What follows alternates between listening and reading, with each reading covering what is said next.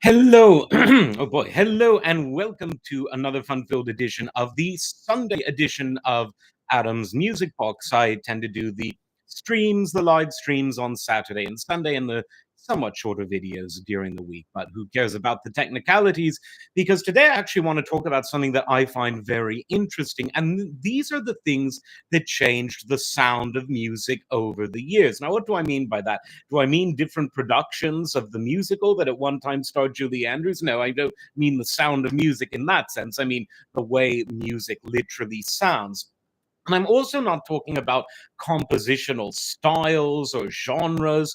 I'm barely even talking about differences in playing technique.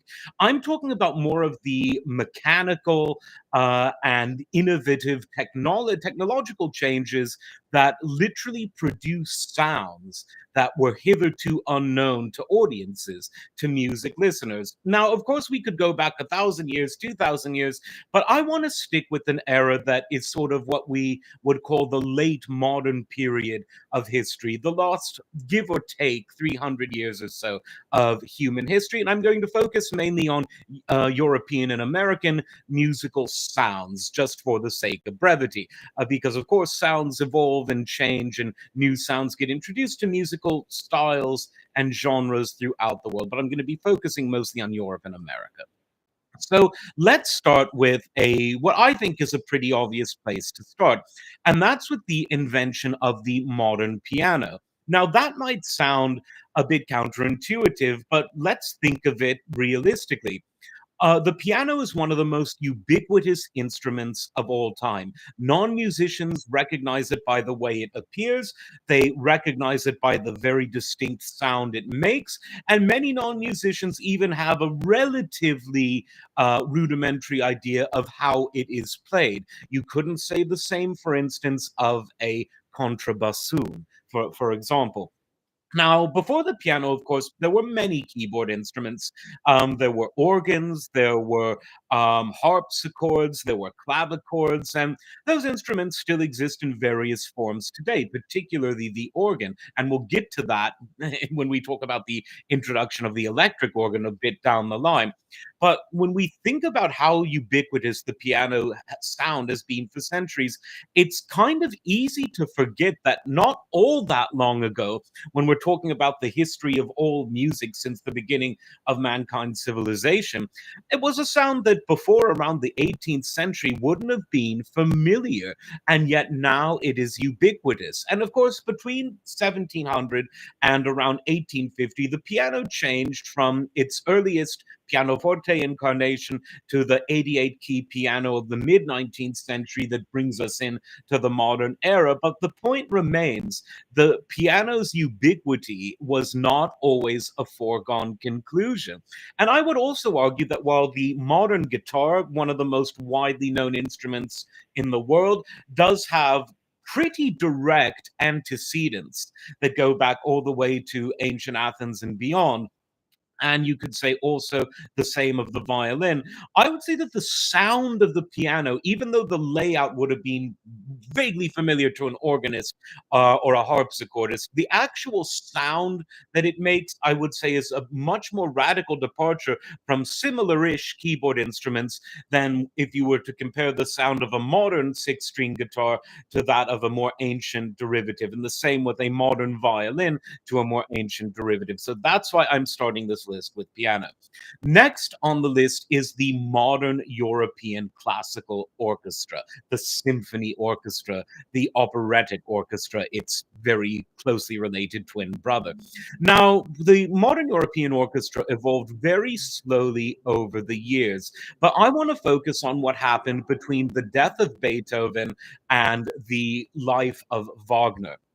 Beethoven was a great innovator whose compositions changed the course of global music history forever.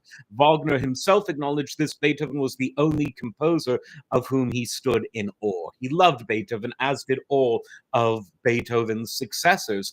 Now, of all of the great things Beethoven did successfully, one thing that he only did semi successfully was improve the orchestra itself. What this means is that Beethoven's pieces were too complex for the average European orchestra to pull off successfully. They played the pieces, and of course, from what we know tangentially, some of the performances were quite good, but some were not, because Beethoven's pieces were just more sophisticated than the musicians and conductors around to perform them. This was a problem that was something that very much bothered Wagner. And he had a kind of light bulb moment early in his career when he was visiting Paris.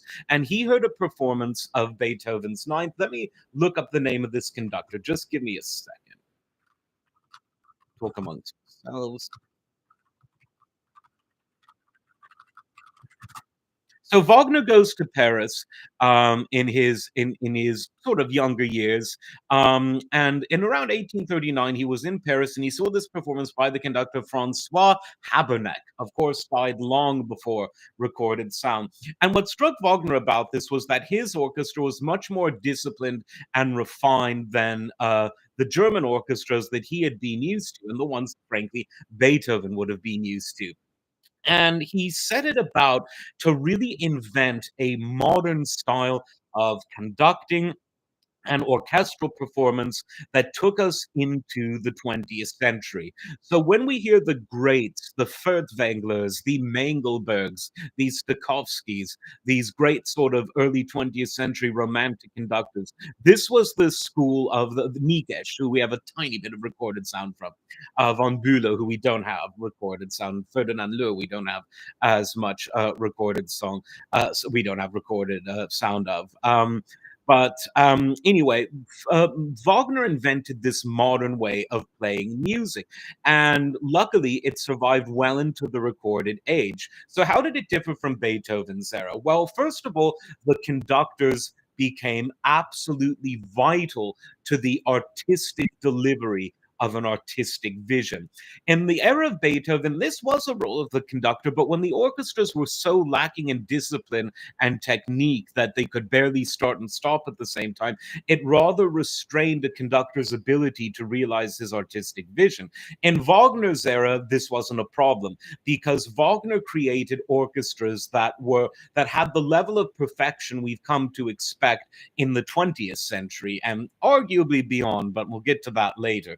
And so the orchestras they sounded better. Mistakes became anomalies. Lush legatos rather than sonic struggles became the rule rather than the exception. Orchestras grew larger. The string section grew bigger in number. The brass and winds developed new instruments. Wagner himself invented a brass instrument called the Wagner tuba, which definitely changed the sound of orchestras. Bruckner was, of course, a big fan of that as well. And so this really changed the way we hear music. That lush, beautiful sound, the string portamenti, the vibrato, the clean brass sound, at least in German orchestras. Others had brass vibrato too, Russian orchestras, for example. So each culture retained its unique characteristics. The very sort of brassy woodwinds of French orchestras, and they tended to have more string vibrato, less portamento. Dutch and German orchestras tended to be more portamento in the strings, at least until the 1950s, as opposed to vibrato. But the point is, all of these techniques that made the sound profound were inventions of the mid 19th century that carried us through into the 20th. So when we talk about the grand modern romantic European orchestra, and some can be in North America, the Philadelphia of Stokowski, for instance, these are inventions of that mid 19th century.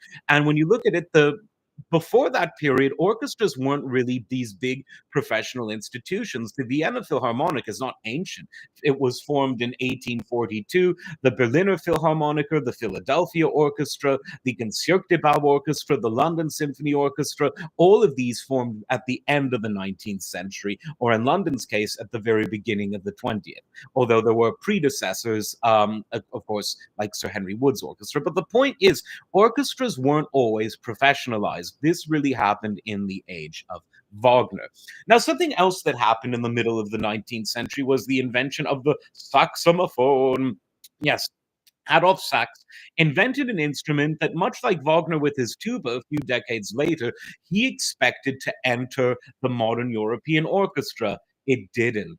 And what did happen, though, is that a lot of military bands began to adopt it, but the sax really took on a life of its own much later. In fact, after the death of Adolf Sax in the world of jazz, because in addition to jazzmen playing well-known instruments, instruments that have been well-known in the classical world, like trumpet, piano, the contrabasso, they also adopted saxophone, so much so that the sax became the instrument du jour of jazz, in the same way that later the electric guitar would become the instrument du jour of rock. And because jazz began to influence the popular music idiom in the 20s and came to dominate it beginning in the 30s and only really ending in the early to mid 60s, the saxophone became an omnipresent sound in music, where obviously before it was invented, it wouldn't have been heard. Beethoven and Mozart, for instance, they died a few years before the sax was invented, especially in the case of Mozart. They wouldn't have known what it sounded like. That is a revelation. And that is why the saxophone is on this list of things that changed the sound of music. Well, now that we're talking about jazz, we're well into the modern age of electricity. And because of that, a lot of people started to develop electric or electromechanical versions of long known acoustic instruments. So we have things in the 20s and 30s getting invented, things like early electric guitars, early electric pianos. The Hammond organ takes the world by storm. It's invented in the 30s. By the 40s, its popularity is really growing. And by the 50s, all of these instruments that were real novelties in the interwar years became staples of music that was played on the radio and played live and recorded everywhere. Things like the electric guitar, the Fender Rhodes electric piano, the Wurlitzer electric piano, the Hammond organ, and other electric organs were widely known and widely loved in the 50s, and they only got more popular into the 60s.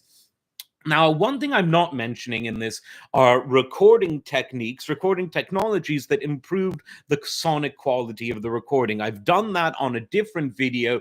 Here I'm talking about what actually changes the sound of the music itself, not just what improves the sonics of the delivery method. So, for instance, you could have someone playing a violin into an Edison cylinder, into an acetate, or into a modern magnetic tape, stereo even.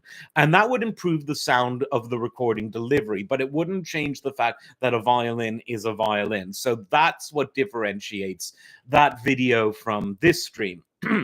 Now, I am, however, going to talk about a recorded technology that did change the way music sounded, and that is the invention of tape, and in particular, multi track tape. Now, the journey from mono to stereo to multi track is something, again, I've gone into before, but what I'm talking about for the purposes of this video is multi track tape, or when you bounce it, you know, the various methods they have, what it was able to do that you couldn't do before, not live and not on prior recorded media, is you couldn't have the same person playing multiple things at the same time. Which, burn the sorcerer, burn the witch. No, I can assure you it's only multi-track magnetic tape. And obviously Les Paul was a huge pioneer of this in the late 40s and early 50s. And the tracks on the multi-track tape continued to grow. We got 16 track at the end of the 60s, 24 track not far from the beginning of the 70s. And I remember when I, as an ignorant child, first discovered what multi-track recording is.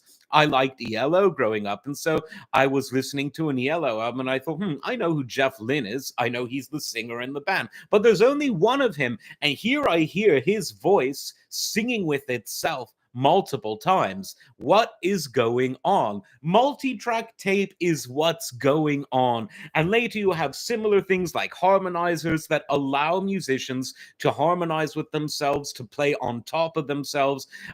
You can have a one-man band, but not the kind, not the Dick Van Dyke kind, where you've got a clarinet up your nose and a bass drum pedal on your feet and a trumpet up your backside. But you can leisurely record, okay, I'm going to lay down a drum track and a bass guide, and now I'm going to put on one guitar solo, and I'm going to harmonize it with another guitar solo, put on a little synthesizer. You see it on YouTube all the time, but that was something that before the invention of multi-track tape, it would have been, sorcery. How can this person be singing with himself in five different keys all at once? Well, there you go. Multi track tape changed the way that things sounded. So now we're into the 60s. And by the end of the 60s, you have a whole lot of change going on. For one, the sound of electric instruments became bigger because in the 60s there was a revolution in amplification. Companies like Marshall, companies like Claire and his PA system allowed instruments to become much louder. And what this was able to do is take bands, typically small rock bands, sometimes three pieces like Cream, only three guys, and all of a sudden you can fill arenas. And this was a huge change, and it's one of the things that I've argued helped to mainstream rock and roll music, because amplification allowed it to take on the physical theatricality of large arenas that previously you'd need a full and frankly an oversized orchestra to fill. But with the power of amplification, three guys were able to fill huge arenas. And this was an important change in the late 60s, as was the introduction of the synthesizer. Now, the synthesizer had many predecessors. You could argue that the Mellotron and the Chamberlin were like that. The Mellotron itself really rose to prominence in the 60s, so I'm definitely going to include the Mellotron on the list of important new instruments that changed sound to come out in the 60s. But the Mellotron's supposed to sound like existing instruments, you moron. True, it was supposed to, but it ended up having its own unique sound, hitherto unknown. And then you've got the advent of the Moog synthesizer at the end of the 60s, which takes us into the 70s, where you have so many different new keyboard sounds because of all of the multiple synthesizers coming out. By the end of the decade, you have polyphonic synthesizers that can be played like a piano or an organ. And you also have many new guitar effects, phasers, flangers, choruses, all these effects that changed the way the guitar sounded, that made the guitar sound like something it did not sound like in the early 50s when Les Paul or Chet Atkins were playing it. And now this takes us into a decade that I think, along with the 1850s, is arguably one that changed the sound of music most. Now, you could argue that the 70s, with the advent of synthesizers, not the advent of synthesizers, but the popularity of synthesizers in popular music, you could argue that, but I would argue in the 80s it was an even bigger leap, because the sounds of virtually every instrument were made to sound as dissimilar from the acoustic roots of said instrument than they were in any other decade. Let's go through it instrument by instrument. You have incredibly sophisticated guitar synthesizers in the 80s that can make a guitar sound like anything. Look at the Syntax that Alan Holdsworth played, for instance. So you can have a guitar that sounds like anything. And I get it, a lot of those came in the 70s, but they really exploded in the 80s. Steve Hackett was an early pioneer of that too. In terms of keyboards, you have all sorts of new keyboard sounds coming out of every which orifice. Yamaha doing amazingly interesting things. Same with Roland, Oberheim, sequential circuits with their Prophet line of keyboard instruments. And then you had keyboard instruments that also doubled as things like sequencers and samplers, things like the EMU emulator, things like the Synclavier, and you had entire digital compositions stations, things like the Synclavier and also the Fairlight CMI. And you could make anything sound like music using these instruments. You could make a piece of broken glass, a hand clap, a fart, an aeroplane flying.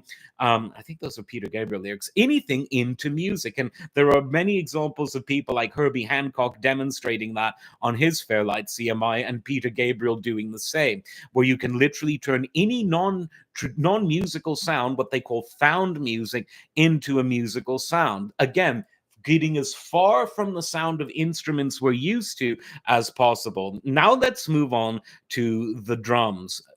We've got drum machines going, and yes, they were there earlier. Sly Stone and Arthur Brown were using them in the 70s, but it was in the 80s that they exploded. And they don't sound anything like acoustic drums. drums of any kind. The same is true with electronic Simmons drums. They don't sound like traditional drums, and to make traditional acoustic drums, and to make things even, to hammer the point home even further, acoustic drums were recorded with gated reverb, which made them sound in a way that they simply could not sound like without the advent of modern technology. A regular old piece of cow membrane strung across a hoop of wood will never sound like Phil Collins in the air tonight. You need modern recording technology, the gated reverb effect, to make that happen.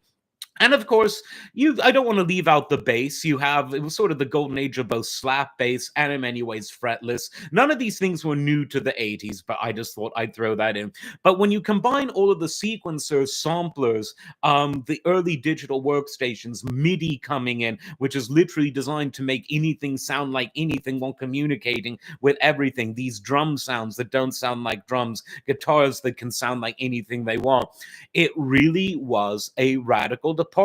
And since then, frankly, we're kind of stuck in the 80s because all of the technologies that we've developed for music since have really just been about making the tools of the 80s easier to use. Computer workstations have gone from things that were huge and expensive, something like a Fairlight CMI, or the stuff from a recording perspective that the Mark of the Unicorn people were working on at the end of the 80s. Now, a relatively inexpensive laptop has all of that.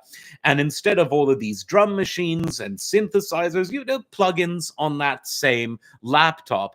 And so while recorded technology has become easier and music delivery has certainly been revolutionized since the 80s in the form of things like streaming and downloads before that, the actual tools of music making haven't changed all that much since the 80s. They've got easier, cheaper, and now they're all available in one computer. So which era was the one where the sound of music changed the most?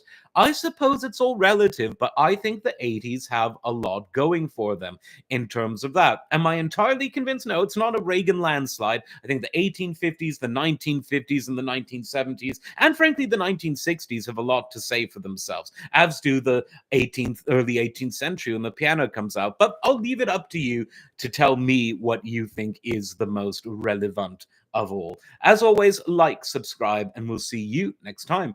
Take care.